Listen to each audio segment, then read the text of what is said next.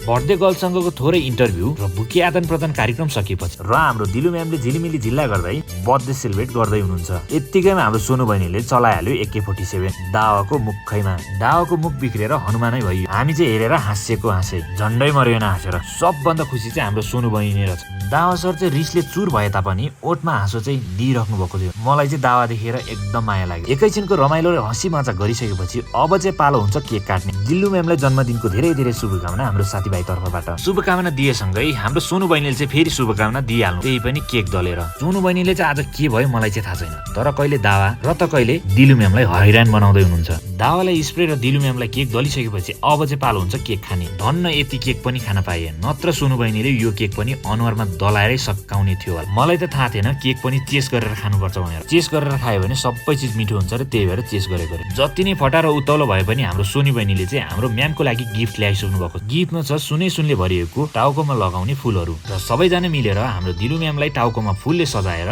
उपहार पनि दियो। बर्थडे पार्टीमा हामीले बिरयानी, पिज्जा, सँगसँगै खै के हो के 84 व्यञ्जनहरू खाइयो। सबै चिज खाइसकेपछि अब चाहिँ लास्टमा चाहिँ पन्जा लाएर खानुपर्ने। अनि लाउँदैछन् दावा सर सँगसँगै सबै साथीहरू पन्जा, त्यो पनि यो चिज खानको लागि। र खानुभन्दा अगाडि चाहिँ चेस गर्नु चाहिँ नभुल्नु होला है साथीहरू। आजको बर्थडेमा दावा सरको डरलाग्दो खान्की र सोनु र सङ्गमको खान्की देख्दा म चाहिँ ढले है साथीहरू। ढलेर एकैछिन पछि उठेको त प्लेटहरू पुरै रितिएको, किनभने एम्ब्रोसियाको खानेकुराहरू एकदम मिठो छ। हजुरहरूलाई पनि यस्तै मिठो चिजहरू खान चाहनुहुन्छ भने एम्ब्रोसिया होटल चाहिँ एकदम बेस्ट हुन्छ, मजाले आएर खान सक्नुहुन्छ है। अब चाहिँ हामी बर्थडे कार्यक्रमको अन्तिम क्षणमा आइपुगिसकेको छौँ र कार्यक्रमको बिल नि हातमा आइपुगिसकेको छ। 1 करोडको बिल पेमेन्ट गरी आजको भिडियो चाहिँ अन्तिममा आइपुगिसकेको छौँ। हजुरलाई यो भिडियो कस्तो लाग्यो, राम्रो लाग्योमा लाइक शेयर कमेन्ट गर्नु होला र यस्तै मिठो भ्लगहरू लिएर आउने छु। अब भेटौँ अर्को नयाँ भिडियोमा। हस्त बाई बाई।